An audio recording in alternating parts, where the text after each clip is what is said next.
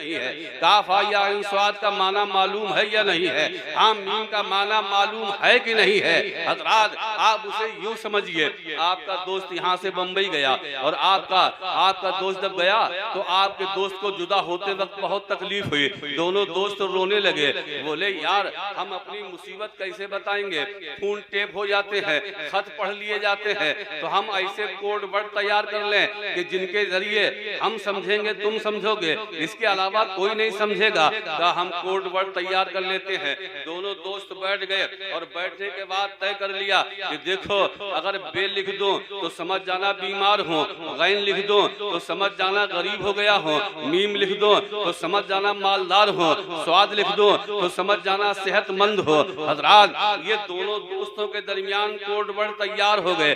आपका दोस्त यहाँ से मुंबई चला गया, आपने यहाँ से खत में लिखा, उसमें लिख दिया बे और लिख दिया गैन, और लिखने के बाद पोस्ट ऑफिस में आपने खत डाल दिया। अब वो पोस्टमैन ने देखा कि इसमें बे और गैन लिखा हुआ है, भागा हेड के पास पहुंचा, बोले देखो इसमें कोई सीक्रेट मामला है, इसमें बे और गैन लिखा है। उसने भी चेक किया, सारी थ्योरी लगाई, समझ में नहीं आया। वो भाग के पहुंचा इलाइयों के पास और इलाइयों से कहा जनाब देखिए इसमें पता नहीं कौन सी सूचना लीक की जा रही है, कौन सी राष्ट्रद्रोह की धारा इसमें लग जाएगी, इसमें बे और गैन लिखा हुआ है, समझ में नहीं आ रहा है। एलआईओ वालों ने कहा मेरी समझ में नहीं आता है। सीबीआई के पास पहुंचे, सीबीआई ने कहा मेरी समझ से परे है। सीआईडी के पास पहुंचे, उन्होंने कहा मेरी सब समझ से परे है। अब ये खत पोस्टमैन लेकर जब आपके दोस्त के पास पहुंचा, दोस्त के हाथ में खत दिया और खत देखते ही दोस्त की आंखों में आंसू आ गए।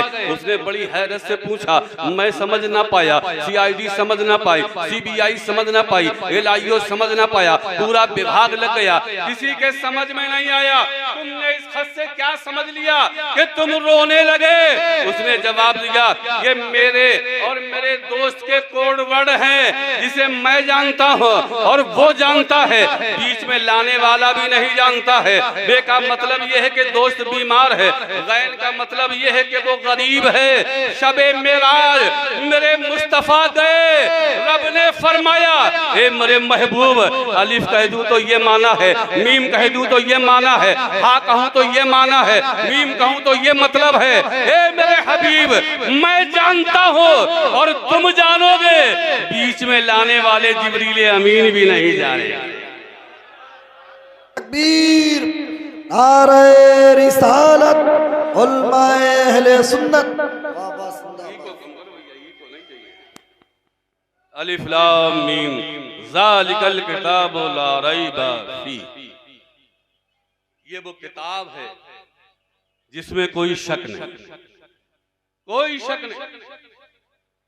अच्छा दुनिया में इतने बड़े बड़े राइटर हुए हैं,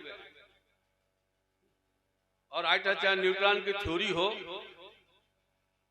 या बड़े बड़े वैज्ञानिकों की थ्योरियां हो, किताबें लिखी, लेकिन आज तक किसी किताब के राइटर ने यह दावा नहीं किया कि मेरी किताब में कोई शक नहीं है, बल्कि उसने फार्मूला लिखा है और फार्मूला लिखने के बाद नीचे लिख दिया कि हो सकता है इसके खिलाफ भी हो जाए।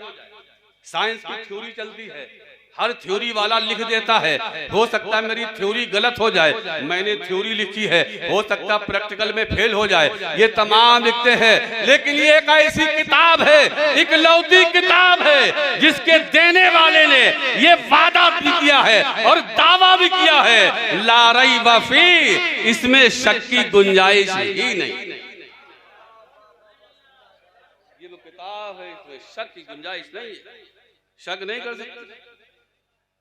और जिन्होंने शक किया वो शक के घेरे में आ गए। कुछ ने जो है ट्रांसलेट में घपला किया, तो उन्होंने ट्रांसलेट में घपला किया तो वो शक के दायरे में आ गए।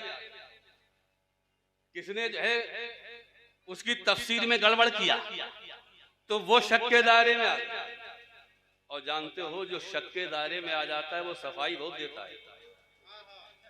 देखा आपने, शक के घेरे में जो आ जाता है वो सफाई बहुत देता है। तब ये बोरिया बिस्तर बांध के कहीं इस मस्जिद में सफाई देते हैं, कहीं उस मस्जिद में सफाई देते हैं, कहीं उस मस्जिद में सफाई, क्योंकि ये शक के दायरे। और ये शक के दायरे में है तो शक को खत्म करने के लिए जगह जगह भागे। पूरी जिंदगी भागोगे, शक के दायरे से नहीं निकलोगे। इसलिए कि तुमने कोई छोटा बड़ा जुर्म किया है। शिर्क के बाद जो महापाप जो है, शिर्क के बाद महापाप जो है वो रसूल की तौहीन है, और तुमने रसूलुल्लाह की तौहीन का पाप किया है। इसलिए शक के दायरे से बाहर नहीं आओ, कितनी भी सफाई। अलिफ लाम मीम ज़ालिकल किताब ला रैब फीह, इसमें कोई शक नहीं। अब यहां पर जो है ये 4 हाफिज़े कुरान बन गए, आए नहीं, अभी तक दूर ही दूर है कहां? अंदर बैठे। अरे उनकी ज़ियारत यहाँ की जाएगी, वहां की जाएगी, कम से कम बैठे तो आकर। ये हुफ़ाज़े किराम, इन्हें एक मालदार आदमी सोचता क्या है, दाढ़ी टोपी लगाए घूम रहे, कहाँ हाफिज मौलवी साहब इमाम साहब घूम रहे। तुम्हारी नजर में इनकी कोई औकात नहीं, इनकी कोई वक़्त नहीं है। लेकिन सोचो, तुम्हारी सोच ये है कि 4 मंजिला बिल्डिंग बना ली है तो कहते वो कामयाब है, करोड़ों रुपया का मालिक है तो कहते वो कामयाब है, किसी ने जमीन लंबी खरीद ली कहते वो कामयाब है, किसी ने जो है बड़ी बिजनेस कर लिया तो सोचता वो कामयाब है, कोई जमींदार बन गया सोचता वो कामयाब है, कोई MLA बन गया सोचता हम कामयाब है, कोई MP बन गया सोचता हम कामयाब है, कोई जो है गवर्नर बन गया सोचता हम कामयाब है, कोई मंत्री बन गया तो कोई सोचता हम कामयाब है, कोई प्रधानमंत्री बन गया तो सोचता हम कामयाब है। दुनिया में लोग दावे कर रहे हैं हम कामयाब है, हम कामयाब है, हम कामयाब है, हम कामयाब है। ए मेरे मुस्तफा, दुनिया के लोग ये कह रहे हैं हम कामयाब है। ए मेरे मुस्तफा, आप फरमा दीजिए कामयाब कौन है, बेहतर कौन है, अच्छा कौन है? तो तुम्हारे नबी ने इरशाद फरमाया खैरुकुम मन तअल्लमल कुरान व अल्लमहु, तुम में कामयाब वो है जिसने कुरान सीखा और कुरान सिखाया। वाह वाह, नारे तकबीर, नारे रिसालत, उलमाए अहले सुन्नत, अज़मत कुरान। ज़ालिकल किताब ला रैब फीह, ये वो किताब है, इसमें कोई शक नहीं है। रसूल ने बता दिया अच्छा कौन है, कामयाब कौन है, बेहतर कौन है, जिसने कुरान सीखा और कुरान सिखाया। अच्छा देखा होगा आपने, इन छोटे छोटे बच्चों ने हिफ्ज कर लिया। यहाँ शहर में बड़े बड़े हाफिज हैं, कोई कहता है ये हाफिज एक्सप्रेस है, कोई कहता है ये हाफिज रेल है, कोई कहता है हाफिज हवाई जहाज है। मशहूर नहीं है?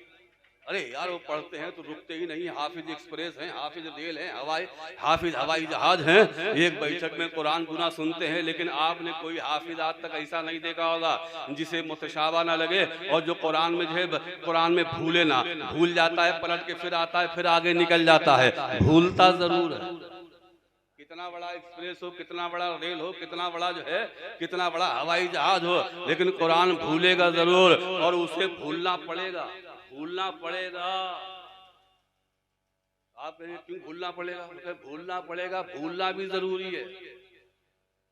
इसलिए कि अगर हाफिज भूलेगा नहीं तो कहीं ये दावा न कर दे कि मैंने कुरान की हिफाजत कर ली है, मैंने कुरान को सीने में महफूज कर लिया है। इसलिए कि हिफाजत की जिम्मेदारी तो रब ने फरमाया इन्ना नहनु नज़्ज़लना ज़िक्रा व इन्ना लहू लहाफिज़ून, हमने कुरान को नाज़िल किया है और हम ही हिफाजत करेंगे।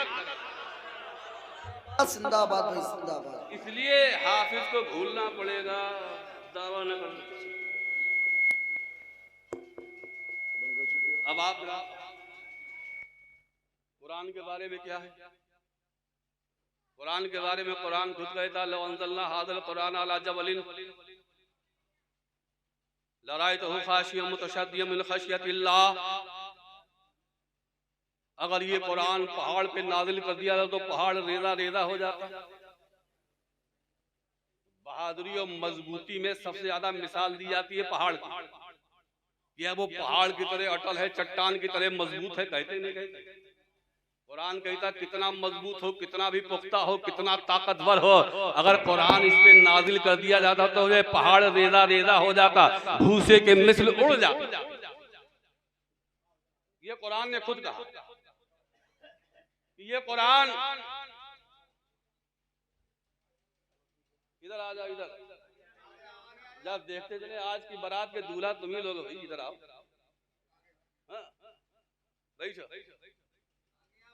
माशाअल्लाह, हाँ बैठ जाओ। सवाल इस बात का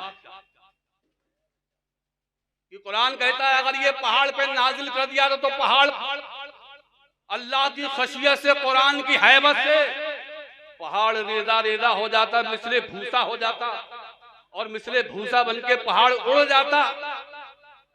तो कुरान ने एक तरफ तो ये कहा कि अगर कुरान पहाड़ पे नाजिल किया जाता तो पहाड़ रेजा रेजा हो जाता, और इन्होंने पूरा कुरान हिफ्ज कर लिया, इनका सीना ना फटा, ना गला ना फटा, कुछ हुआ ना, भूसा बना ना रेजा रेजा बना, पूरा कुरान सीने में महफूज कर लिया लेकिन सीना फटा नहीं।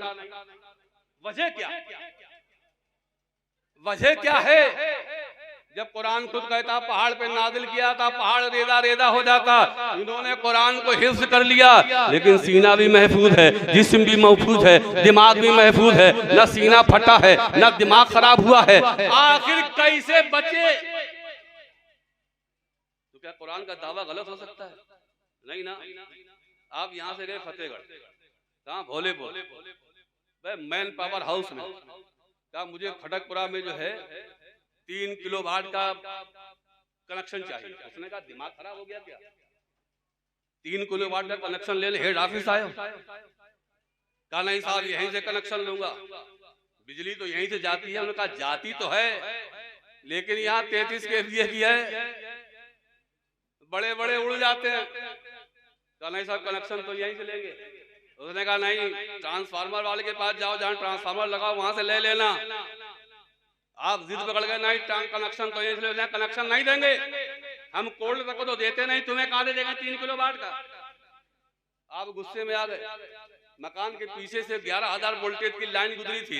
बोले ये तो अच्छा फार्मूला है, ना मीटर लगाना है ना केबल लगाना, हर महीने 4,000 का बिल देना है, यही 11,000 वोल्टेज की लाइन में डायरेक्ट कटिया डाल लेंगे और कटिया डाल के कनेक्शन करके घर का बल्ब रोशन कर लेंगे, न बिजली का बिल आएगा, न केबल लंबा खींचना है, न मीटर की झंझट है, जितनी चाहो एसी चलाओ, जितने चाहो सब कुछ खर्च करो, कोई झंझट नहीं। आपने 11,000 की वोल्टेज की लाइन में कनेक्शन कर दिया, आपने 100 वाट का बल्ब लगाया फ्यूज हो गया, 200 वाट का फ्यूज हो गया, 400-500 वाट का लगाया फ्यूज हो गया, 1000 वाट की मरकरियां लगाई फ्यूज हो गई, मरकरियों को जोड़ के 5000 वाट बना दिए, सब पूरे घर में धुआं ही धुआं, अंधेरा ही अंधेरा, काला ही काला। अब ये भागता हुआ हाफिज अरशद के पास आया, कहा हाफिज जी यार समझ में नहीं आ रहा है, बिजली वही है, लाइन वही है, तुम्हारे यहाँ 0 पावर का कुमकुमा जल रहा है, छोटा बल्ब जल रहा है, राड भी जल रहा है, बड़ा बल्ब भी जल रहा है, तुम्हारे घर तुम्हारे यहाँ उजाला ही उजाला है, हमारे यहाँ अंधेरा ही अंधेरा है। फर्क इतना है कि वो 33,000 में मैंने कनेक्शन किया और वही ट्रांसफर में उतार लेगी तुमने वहां से कनेक्शन किया, बिजली तो वही है, लाइट तो वही है। उसने हाफिज जी ने कहा अभी तुम्हारे समझ में नहीं आया, समझ में नहीं आया, अरे तुमने डायरेक्ट रिश्ता जोड़ा था इसलिए फ्यूज हो गए और फ्यूज के साथ साथ काले भी हो गए, और हमने ट्रांसफार्मर से इनडायरेक्ट रिश्ता जोड़ा है तो छोटा बल्ब भी जल रहा है, बड़ा बल्ब भी जल रहा है, मरकरियां भी जल रही है, साइकिल भी जल रही है, पूरा घर रोशन है, पूरा महल्ला चमक रहा है। बस यही हाल है।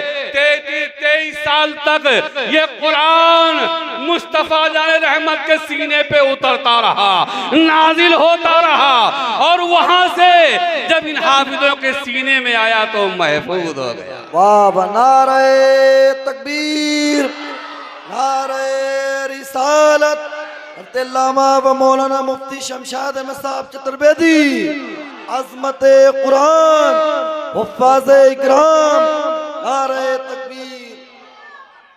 आला हज़रत फरमाते हैं बारे गिरा उठा लिया, घर से कलेजा शक हुआ, यूं तो वो माहे सब्ज रंग दिखने में धान पान है। ये तो मुस्तफा का सीना था, मुस्तफा का सीना था। जो कुरान 23 साल तक उतरता रहा और मेरे मुस्तफ़ा के सीने में महफूज होता गया। तो मेरे मुस्तफ़ा का सीना चट्टान पहाड़ से भी ज्यादा, जिसको पहाड़ ना बर्दाश्त कर सके मुस्तफ़ा के नाजुक सीने ने उठाया। अब समझ में आ गया, ये डायरेक्ट वाले फ्यूज हो गए। हाँ, अब आप देखें, सूरह रहमान आपने पढ़ी, सुनते भी आप बहुत शौक से सुनते हैं ना। तो सूरह रहमान में है क्या? शुरू में क्या है? और रहमान अल्लमल कुरान खलकल इंसान अल्लमहुल बयान। इस सूरत मुबारका के आप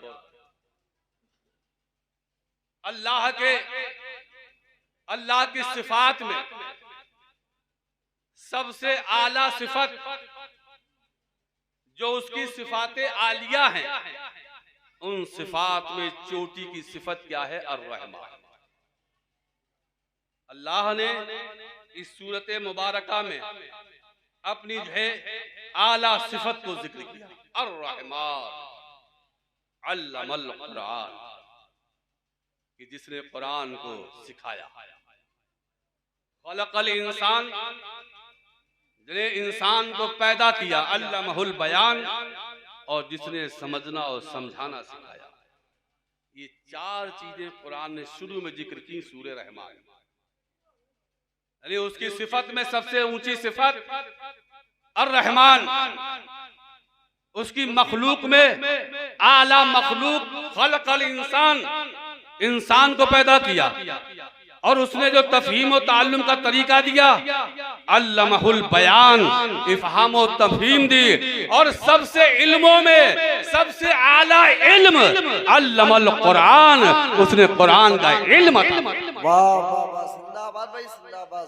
सिफतों में आला सिफत रहमान है, और इल्मों में आला इल्म कुरान है, और मखलूक में आला मखलूक क्या है? वो हजरत इंसान। अब आप इस चीज पे गौर करें। आज ये बिजली है, लाइट, सारी चीजें। अच्छा, सूरह रहमान से एक बात मुझे और याद आई। सूरह रहमान आप उम्दा ढंग से सुनते भी हैं, बार बार आता है, और तुम अपने रब की कौन कौन सी नेमत को झुटलाओगे। अल्लाह ने सारे इनाम उसमें जिक्र किए हैं कि मैंने तुम्हें ये इनाम दिए हैं, तुम अपने रब की किस किस नेमत को झुटलाओ। अब जरा आप गौर करें, दरूद पाक पढ़ ले, फिर मैं मौलाना मुहम्मद व बारिक वसल्लम। नारे तकबीर, नारे रिसालत, या नूर अल्लाह।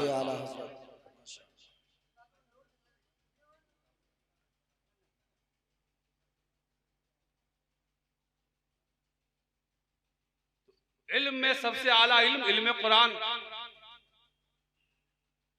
जर्मन के एग्रीकल्चर विभाग, कृषि विभाग के एक इंजीनियर ने बड़ी तहकीक और तहकीक करने भूमध्य सागर और लाल सागर जो है, आपने कभी कभी यूट्यूब में देख लीजिएगा कि एक तरफ पानी लाल है, एक तरफ काला है, और दोनों आपस में मिले हुए हैं, लेकिन इसका पानी ना उसमें जाता ना उसका पानी इसमें आता है। आप देख लीजिए, ना इसका पानी उसमें ना उसका पानी उसमें, ना बीच में कोई दीवार। एग्रीकल्चर के विभाग, कृषि विभाग के वैज्ञानिक ने रिसर्च किया, 2 साल तक रिसर्च करता रहा, और 2 साल रिसर्च करने के बाद है उसने आलम ने ऐलान किया है, लोगों, सारे आलम के लोग जमा हो जाओ, हम तुम्हें एक नया इंकिशाफ बताते हैं, एक ऐसी नई चीज बताते हैं जो मैंने 2 साल की मेहनत के बाद हासिल की। तमाम दानिश्वर पूरी दुनिया के लोग जर्मनी में जमा हुए, और उसने बताया कि मैं इंकिशाफ ये कर रहा हूं कि आपने भूमध्य सागर और लाल सागर को देखा है, जिसके दरमियान जो है, जिनमें आपस में पानी नहीं मिलता है, एक तरफ लाल पानी है, एक तरफ काला पानी है, और दोनों पानी आपस में टकराते हैं, लहरें लगती हैं, लेकिन इसका पानी उसमें और उसका पानी उसमें नहीं जाता है। तो कहा ये तो ताज्जुब की बात है, आपने क्या तहकीक की है? तो उसने कहा मेरी तहकीक ये है, जब मैंने इसको बहुत बारीकी से देखा है, बड़े अच्छे से निरीक्षण किया है, तो मुझे पता ये चला है इन दोनों समंदरों के दरमियान एक ऐसी दीवार है जो नजर नहीं आती है, और वो दीवार इस पानी को उसमें, उस पानी को इसमें आने से रोकता है। मैंने ये जो है निरीक्षण किया है, इस नतीजे पे पहुंचा है। सारी दुनिया के लोगों ने कहा वाह वाह साइंसदान, आपने बहुत बड़ा काम किया है। लोग चक्कर में थे ये पानी मिलता क्यों नहीं है, लेकिन आपने तहकीक से इंकशाफ कर दिया है। वहीं एक मुस्लिम स्कॉलर बैठा हुआ था, उसने कहा जनाब आपने 2 साल बेकार कर दिए हैं, अगर आप जो है सूरह रहमान को पढ़ लिए होते तो ये मसला 2 मिनट में हल हो गया होता। कहा सूरह रहमान में कहाँ पे है? कहा सूरह रहमान में पढ़ लीजिए, कुरान ने फरमाया है मरजल बहरैन यल्तक़ियान बैनहुमा बरज़खुन ला यबग़ियान। ऐ लोगों, वो 2 समंदर जहाँ पे मिलते हैं उनके दरमियान एक ऐसी दीवार है जो नजर नहीं आती। वाह वाह, नारे तकबीर, नारे रिसालत, अज़मत कुरान, हुफ़्फ़ाज़ इकराम, उलमाए इकराम। तो उसने जब कुरान को पढ़ा तो सुनने में यह आया कि वो साहिब ईमान हो कि जिसमें 1400 साल पहले लिख दिया गया, हम 2 साल लगा रहे हैं तब हासिल कर। ये है कुरान। ये कुरान में अगर आप गौर करें, तिबयानुल कुल्ले शै, कुरान कहता है इसमें हर चीज का वाज़े बयान, बिल्कुल खुल्लम खुल्ला बयान। तुम्हारे तब भी समझ में नहीं आता, तुम सिर्फ 40वें की फातिहा के लिए याद रखते हो। इतने कुरान पढ़वा दो 40वें की फातिहा हो जाए। ये हुफ़ाज़ इकराम हो गए, इनको ही बुलाया जाएगा बस कुरान खानी कर दो हमारा काम हो जाएगा। ये क्या कुरान सिर्फ सवाब के लिए आया है? ये सवाब भी है, लेकिन सबसे बड़ी इसमें हिदायत। अब आप देखें कुरान में क्या क्या मौजूद है, जहां तक हमारी नजर नहीं पहुंचती है ये सारी चीजें। आप थक तो नहीं रहे? पीछे वाले तो ऐसा लग रहा है समर्थन वापस करने के मूड में हो। मैं जबरदस्ती कुर्सी पकड़ के बैठने वाला नहीं हूँ। कुछ लोग तो छोड़ते ही नहीं, धक्के मार के उतारे जाते जब भी नहीं छोड़ते। मैं ऐसा नहीं, इसलिए जो है बैठे रहो। अभी आपको और खिताब सुनना है, नाते भी सुनना है, लेकिन आप संजीदगी से मेरी बात सुन ले, बस यही काफी। कुरान में रब क्या फरमा, इज़ा शम्सु कुव्विरत व इज़ल नुजूमुन क़दरत व इज़ल जिबालु सुय्यरत व इज़ल इशारु उत्तिलत व इज़ल वहूस हुशिरत व इज़ल बिहार सुज्जिरत। आपको सुनने में तो मजा आता, लेकिन कुरान कहे क्या रहा आपसे? ऐ लोगों, ये 6 चीजें कयामत की निशानी है। ये 6 चीजें कयामत की निशानी है। शम्स कुव्विरत, जब सूरज लपेट लिया जाए, जब सूरज लपेट लिया जाए तो समझ लेना कयामत करीब है। अरे सूरज लपेट लिया जाएगा तो कयामत आ ही जाएगी। कुरान ये बताना क्या चाहता है? कुरान तुम्हें इसमें सौर ऊर्जा के बारे में बता रहा है कि देखो लोगों, जब सूरज की शुआओं को कैच कर लिया जाए, बड़े बड़े जो है प्लांट लगा दिए जाएं, उनसे चक्कियां ट्यूबवेल चला जाएं, बड़े बड़े कारखाने चले जाएं, जब सूरज की शुआओं को कैच करके सूर्य ऊर्जा बना ली जाए तो समझ लेना कयामत की निशानी। ये सूर्य ऊर्जा के बारे में कुरान ने 1400 साल पहले बता दिया, आज तुम 25 साल से कर रहे। वइदल क्या है? शम्सु कुव्विरत वइदल नुजूमुन क़दरत। और जब सितारे मांद पड़ जाएं, सितारे रोशनी चमक फीकी पड़ जाए तो समझ लेना कयामत की निशानी है। इसमें 2 चीजें बताई, एक तो बिजली और दूसरे दिशा। पहले हमारे जो बुजुर्ग, आप लोग जो बुजुर्ग हैं, अपने बुजुर्गों ने सुना होगा, वो रात में सोते थे जब हमारे खुले आंगन होते थे। देखो ये तरैया निकले आई, ये कहकशा निकल आई, ये शुकवा निकल आया, ये शुक्र निकल आया। इधर पूरब है, इधर पश्चिम है, इधर उत्तर है, इधर दक्षिण। बताते नहीं बताते? आज कोई बताने वाला रहा? खाली आसमान में तारे तो देखते हो, वो भी नजर नहीं आते। तारे कहीं जगह नहीं, नजर क्यों नहीं आते? वजह ये है, कुरान ये बता रहा है कि जब बिजली की चकाचौंध इतनी हो जाए, इतनी चकाचौंध हो जाए, जब बिजली पैदा हो जाएगी तो सितारों की रोशनी नजर नहीं आएगी, और जब बिजली पैदा हो जाए तो समझ लेना कयामत करीब। दूसरी बात ये है, अब सितारों के जरिए कोई राह नहीं ढूंढता है, अब तो दिशा सूचक यंत्र जगह जगह लगे। अब मोबाइल में आ गए, है नहीं? मोबाइल में आप जब फूंकिए फौरन जो है वो निकल के आ जाए कुतुब नुमा। आता कि नहीं? अब तो काबा नुमा आ गया। जिस दिशा को पूछना चाहिए मोबाइल में फूंकिए, गूगल बाबा बता देंगे आपको। बताते कि नहीं बताते? सबसे बड़े बाबा आजकल गूगल है। हाँ, जो कुछ पूछ रहा है गूगल से पूछ लो, और इस गूगल ने तुम्हारा नुकसान कितना किया वो तुम्हें पता नहीं। हम बताएं आपको, असल में आजकल लोग यूट्यूब से आलिम बन रहे हैं। इन्होंने इमाम साहब ने, मुफ्ती साहब ने, मौलाना साहब ने कोई मसला बताया, ये देखो मसला ऐसा है, अब ये फौरन लड़ने के मुझे हमने यूट्यूब पे मौलाना को सुना, वो ऐसे बता रहे, हम तुम्हारी नहीं मानेंगे। अरे यूट्यूब वाला का जिब्राइल अमीन है क्या, या खुदा की वही उसके ऊपर आती? ये तमाम अहले हदीस देवबंदी और तमाम फिरकों के मौलवी यूट्यूब पे पड़े हुए हैं, और तुम उन्हीं की तकरीरें सुन ले, बातें सुन ले, और सुनते सुनते दिमाग खराब। और जानते उसका नुकसान क्या? अभी अभी 4-5 रोज पहले मैं हदीसे पाक पढ़ा रहा था। मुस्तफा जाने रहमत सल्लल्लाहु अलैहि वसल्लम ने फरमाया कि कयामत के करीब ये हाल होगा कि इंसान जब सोएगा तो मुसलमान होगा, और सुबह उठेगा तो काफिर हो जाएगा। सुबह उठेगा तो मोमिन होगा, शाम होते होते काफिर हो जाएगा। मेरा दिमाग चकरेगा, या अल्लाह, ना कहीं गया ना आया, ना कहीं यूं किया, घर पे ही लेटा रहा, पूरा दिन घर में पैक रहा, फिर ये मोमिन कैसे हो गया और काफिर कैसे हो गया? घर से बाहर कोई निकला नहीं, रात भर सोया, घर में रहा, सुबह उठा तो ईमान गया, सुबह निकला तो दिन भर घर में रहा, शाम तक ईमान चला गया। मामला क्या है? ये यूट्यूब और गूगल बाबा पर ऐसी ऐसी खुराफात के अकीदे आ रहे हैं। तुमने मोबाइल को खोला और उन अकीदों को पढ़ा, और अकीदे पर तुमने अपना दिल जमा लिया तो तुम मोमिन थे, और रात में यूट्यूब देखा तो सुबह उठते ही काफिर। आपको समझ नहीं, नॉलेज नहीं है आपको?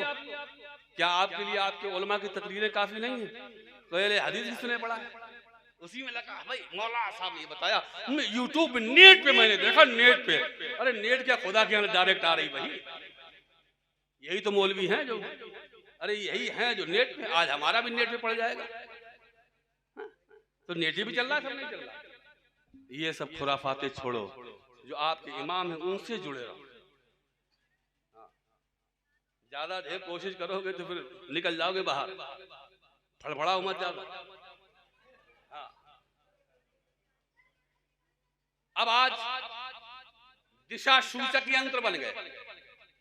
जहां भी आप कहीं बड़े शहर में जाए, चौराहे पे लिखा होगा तो ऐसे लगा होगा पूरा पश्चिम उत्तर दक्षिण, और वो देखने की जरूरत ही नहीं। अब तो इधर मैप चल गया है कि आपने यूट्यूब पे डाल दिया, मैप आपको सीधा बता रहा है, इधर पूरब हो जाओ, पश्चिम, इधर उत्तर, इधर।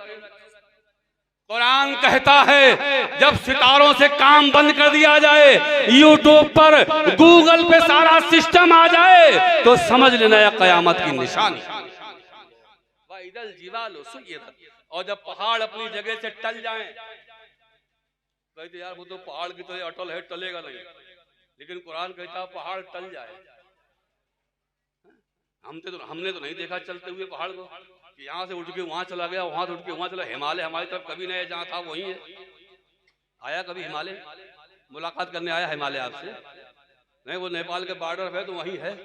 वहां से टला तो नहीं, लेकिन कुरान कहता है जब पहाड़ अपनी जगह से टल जाए तो समझ लेना कयामत करीब है। बताना कुरान ये चाहता है जब डेवलपमेंट के नाम पर पहाड़ों को तोड़ दिया जाए, जहां पे 10 साल आपने बंबई में या दूसरे शहरों में आपने पहाड़ देखे थे, आज वहां पे लंबी लंबी इमारतें नजर आएंगी। कुरान यही कहता है जब पहाड़ को तोड़कर डेवलपमेंट के नाम पर ऊंची ऊंची इमारतें खड़ी कर दी जाए तो समझ लेना कयामत की निशानी। वइज़ल इशार हो तिलक, और जब जवान ऊँटनियों को छोड़ दिया जाए, मतलब क्या है, पहले सबसे बड़ा ट्रांसपोर्ट का साधन ऊँटनियां ही तो थी। ऊँटों के जरिए ट्रांसपोर्ट का आदान प्रदान होता था, इस शहर से उस शहर, उस शहर से उस शहर, तमाम ये गल्ला और सामान ऊँटों की पीठ में लाद के ले जाते थे। सबसे बड़ा ट्रांसपोर्ट क्या था? ऊँट। अब कुरान कहता है जब इन जवान ऊँटनियों से काम लेना बंद कर दिया जाए, कुरान इशारा देना चाहता है जब मालगाड़ियां पैदा हो जाए, जब ट्रक का ट्रांसपोर्ट पैदा हो जाए, बड़े बड़े वाहन पैदा हो जाए तो समझ लेना ये कयामत की निशानी। वइज़ल वहूश हुशिरत, और जब जानवरों को कैद कर लिया जाए, जानवरों को कैद कर लिया जाए तो समझ लेना कयामत की निशानी है। यानी बड़े बड़े चिड़ियाघर बना दिए जाएं, ऑस्ट्रेलिया से ला करके और अफ्रीका से लाके चीते छोड़ दिए जाएं, उन्हें भी कैद कर दिया जाए, बड़े बड़े जानवरों को पाबंद कर दिया जाए, चार दीवारी में घेर दिया जाए, जब जू बन जाए, अजायब घर बन जाए, चिड़ियाघर बन जाए, जानवरों को कैद कर लिया जाए तो समझ लेना यह कयामत की निशानी। अब आखिरी बात मैं आपको बताता हूं, जरा गौर करिए। वइज़ल बिहार सुज्जिरत, और जब समंदर जल उठे, समंदर जल उठे, समंदर जलने लगे तो समझ लेना कयामत की निशानी है। आग जो है पानी का काम है, आग का बुझाना। कभी पानी में आग लगते देखिए आपने? पानी जल रहा हो, आग लगी हो, कहीं सुना आपने? हाँ, अनाउंसर जरूर बता देगा, अनाउंसर बता देगा कि हाँ आग पानी में लगा दे, मैं बुलाता हूं उसे। इनकी जुबान में तो लग जाएगी। कुरान कहता है वइज़ल बिहार सुज्जिरत, और जब समंदर जल उठे तो समझ लेना यह कयामत की निशानी है। आप ये गंगा का जो दोआब है, आपको बचपन में याद होगा, इधर तेल की तलाश हुई थी एक दफे, क्रूड ऑयल की, पेट्रोल डीजल गैस की तलाश हुई। मैं उस वक्त स्कूल में पढ़ता था तो सुनिए आया फर्रुखाबाद में उधर गंगा के किनारे जो है वो तेल ढूंढा जा रहा है। और ये है कि पहले आपने भूगोल में इसमें पढ़ा होगा, इस इलाके का नाम है क्षितिज सागर। पढ़ा आपने? जो हमारी उम्र के होंगे उन्हें ध्यान होगा, आप तो बदलते जा रहे हैं हर साल। ये क्षितिज सागर था और तेल, पेट्रोल, क्रूड ऑयल, गैस वहां पैदा होती है जहां पहले समंदर रहा हो। सैकड़ों साल उस समंदर में मिट्टी पड़ जाए, वही पानी जो है वो तेल में तब्दील हो जाए, क्रूड ऑयल बन जाए, गैस, पेट्रोल, डीजल बन जाए, और वो समंदर का पानी तेल बन के जलने लगे। और जब ये सिस्टम हो जाए तो समझ लेना कयामत की निशानी है। आज ये डीजल है, पेट्रोल है, क्रूड ऑयल है, गैस है। कुरान ने बहुत पहले बता दिया था जब समंदर में आग लग जाए तो समझ लेना कयामत की निशानी। और इसे अगर आप प्रैक्टिकल करना चाहते हैं, प्रैक्टिकल करना चाहते हैं तो जहां पर 10 साल पुराना हैंड पाइप लगा, उस हैंड पाइप के पास की थोड़ी मिट्टी आप खोदें और उस मिट्टी को आप सूंघे तो आपको उसमें मिट्टी के तेल और डीजल जैसी बदबू आएगी। क्यों? वो पानी मिट्टी में दबता रहता है, इसलिए वो उसमें क्या है, डीजल जैसी बदबू हो जाती है। जो सैकड़ों साल मिट्टी के नीचे दबा रहे वही पानी जो तेल बन जाता है। कुरान यही कहता है वइज़ल बिहार सुज्जिरत, और जब समंदर जल उठे तो समझ लेना कयामत की निशानी। कुरान में हर चीज का बयान, हर चीज का बयान है। लिहाजा कुरान पढ़ो, कुरान पढ़ो, कुरान समझो, कुरान सीखो, और बार बार ये कोशिश करो कि समझने की कोशिश करो कि मेरा रब मुझसे ये क्या फरमाना चाहता है, मेरा रब मुझसे हुक्म क्या देता है, मेरा रब मुझसे कहता क्या। अब आप शुरू सूरत को ही ले लें, आप बिल्कुल शुरू सूरत को, सूरह फातिहा। अभी थक गए आप, मैं खत्म कर दूं। अरे भाई कह गए हैं कहने वाले घर की मुर्गी दाल बराबर, है ना? नहीं है? दरूद पाक पढ़िए, अल्लाहुम्मा सल्ली अला सय्यदना व मौलाना मुहम्मद व बारिक व सल्लिम सलातु व सलाम अलैका या रसूल। अगर अलहम्दो शरीफ का आपको माना मालूम हो जाए, मतलब मालूम हो जाए, तो आपकी नमाज में लज्जत बढ़ जाएगी। एक तो वैसे जुमे जुमे की पढ़ने जाते हैं, बाकी कौन पढ़ेगा? एक मस्जिद के लिए तो सर पे पूरा तूफान रखे हो, खुद ही मस्जिदें बर्बाद कर दी, तो कोई तूफान नहीं। आप बताइए, ये तुमने खाली ना छोड़ी होती तो कोई आ जाएगा। खाली घर आप बंद कर दिए 2 साल तो शैतान आ जाएगा। और जब उसमें आओगे तो कहीं यार मौलाना साहब मुझे परछाई दिखती है, किसी की आवाज आती है, कोई मौलाना साहब ऐसी पढ़ दो, ऐसा ताबीज दे दो कि उसके घर से शैतान निकल जाए। अरे तुम नहीं रहोगे तो शैतान कब्जा कर ही लेगा। खाली घर में शैतान कंट्रोल कर लेता है। अब आप देखिए, नमाज में अल्हम्दुलिल्लाह शरीफ पढ़ते, हर रकात में पढ़ते कि नहीं पढ़ते? 2 रकात वाली तो दोनों रकात में, 4 रकात वाली है तो चारों रकात में, और 4 रकात वाली में 2 रकात में कोई कुरान सूरत दूसरी नहीं पढ़ेंगे, खाली अल्हम्दुलिल्लाह पढ़ के चले जाएंगे रुकू में। तो पूरा कुरान एक तरफ और सूरह फातिहा उससे ज्यादा पढ़ी जाए, वजह क्या है? वजह क्या है? बस 5-10 मिनट और सब्र कर लीजिए, मैं आपको समझा देता हूं। आप गए, आपके यहाँ कोई मांगने वाला आया, और मांगने वाला आया, कहा साहब आपके बच्चे अच्छे रहे, आपकी औलाद अच्छी, आप बहुत बड़े सेठ हैं, बहुत बड़े दाता हैं, अरे इस बिल्डिंग की, इस महल्ले के आप ही तो मालिक हैं। उसने पहले आपकी तारीफ की, उसके बाद बोला देखो सेठ जी, मैं किसी और के दरबार में नहीं जाता हूँ, सिर्फ तुम्हारे दर पे आता हूँ। आप कोई कह नहीं सकता किसी के हम मांगने गया हूँ, सिर्फ आपके यहाँ आता हूँ। इतनी पहले ठोकी सुनी। उसके बाद क्या कहा, साहब जरूरत है कुछ दे दीजिए, लेकिन सेठ साहब इतना ध्यान रखिएगा, सट्टे वाला जुए वाला मत दीजिएगा, जो प्योर हो वही दीजिएगा, जो अच्छा हो वही दीजिएगा। ये सूरह फातिहा ये बंदे और अल्लाह की मुनाजात है, बातचीत है, गुफ्तगू है, रिक्वेस्ट करता है बंदा अपने परवरदिगार से, और जब खड़ा होता है तो कहता है अल्हम्दुलिल्लाहि रब्बिल आलमीन, सारी तारीफें, सारी खूबियां, जितनी अच्छाइयां हैं अल्लाह रब्बिल आलमीन, वो अल्लाह के लिए है, जो सारे जहानों का पालनहार है, जो सबका परवरदिगार है, सबका करता धरता है, सबका मालिक है, और रहमानुर रहीम, जो बड़ा मेहरबान रहम वाला है, मालिक यौमिद्दीन, जो कयामत के दिन का मालिक। यही तो आप कहते हैं।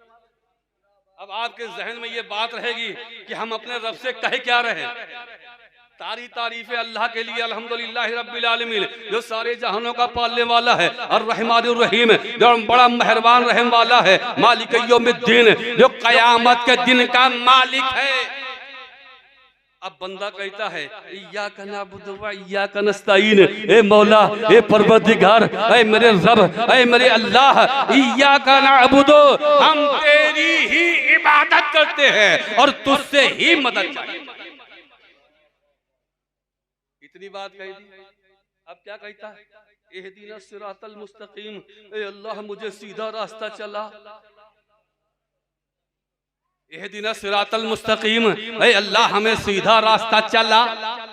सिरातल्लज़ीना अनअमता अलैहिम, उनका वाला रास्ता जिन पर तूने इनाम किया है। इनका वाला रास्ता जिन पर इनाम किया है, और जिन पर इनाम किया है वो कौन है? तो कुरान कहता वो नबी है, वो रसूल है, वो सिद्दीकीन है, वो सालिहीन है। इहदिना सिरातल मुस्तकीम सिरातल्लज़ीना अनअमता अलैहिम, उनका रास्ता चला जिन पर तूने इनाम किया है। गैरिल मग़दूबि अलैहिम वलद्दाल्लीन, उनका रास्ता मत चला जिन पे तेरा गजब हुआ, और जो गुमराह हो गए उनका रास्ता मत चला। अब आप सोचो, जब रब से आप बार बार यही मांगेंगे, ऐ अल्लाह मुझे सीधा रास्ता चला, और उनका रास्ता चला जिन पर तूने इनाम किया है, उनका रास्ता चला, तो हम गरीब नवाज के रास्ते पे हैं, हम आला हजरत के रास्ते पे हैं, हम साबिर कलरी के रास्ते पर हैं, हम उनके रास्ते पे हैं जिन पर अल्लाह ने इनाम किया है। गरीब नवाज पे इनाम किया है, हम उनके रास्ते पे हैं। नबियों पे इनाम किया है, हम उनके रास्ते पे हैं। सालिहीन पे इनाम किया है, हम उनके रास्ते पे हैं। गौस पे इनाम किया है, हम उनके रास्ते। अब यहाँ पे एक बात और बता दूं, इहदिना सिरातल मुस्तकीम हमने तर्जमा किया गया। अब यहाँ पे ट्रांसलेट में जो घपलेबाजी की है लोगों ने, उसे गौर कीजिए। अब बस तकरीर खत्म। क्या कहा? चलो बैठ जाओ, पहना लेंगे। इहदिना सिरातल मुस्तकीम, आला हजरत फादल बरेली का तर्जमा क्या है? ऐ अल्लाह हमें सीधा रास्ता चला। उन लोगों ने तर्जमा किया सीधा रास्ता दिखा। जहन को हाजिर करके बात समझ लीजिए आप। सीधा रास्ता चला और सीधा रास्ता दिखा, इन दोनों ट्रांसलेट में बहुत फर्क है। आपने कहा क्या मुझे रोडवेज जाना है, तो आपको समझा जाए देखो यहां से निकला और यहां से सीधे चले जाना, और वहां से जो है वो तिराहा है या चौराहा है, वहां से इधर मुड़ जाना और उधर मुड़ के सीधे जो है फव्वारे के पास से सीधे चले जाना। इस हाथ पे रोड पड़ जाएगा। अब आप यहाँ से निकले, जैसे नलिया से गुजरे आप सीधे चले गए बुरा वाली गली। अब वहां रोडवेज ढूंढ रहे, मिलेगा आपको? मिलेगा नहीं ना। या फिर आप इधर से मुड़ भी गए, जाके फव्वारे में फिर जो है ITI चले गए, रोडवेज मिलेगा आपको?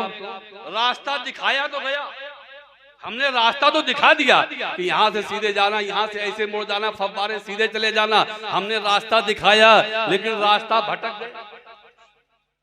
और सीधा रास्ता चलाने का मतलब ये है, आपने कहा मुझे रोडवेज जाना है, मैंने कहा बस पीछे मोटरसाइकिल की सीट पे आ जाओ, और आप सीट पे बैठ गए। हमने सीधा जाके रोडवेज पे छोड़ दिया, भटकेंगे?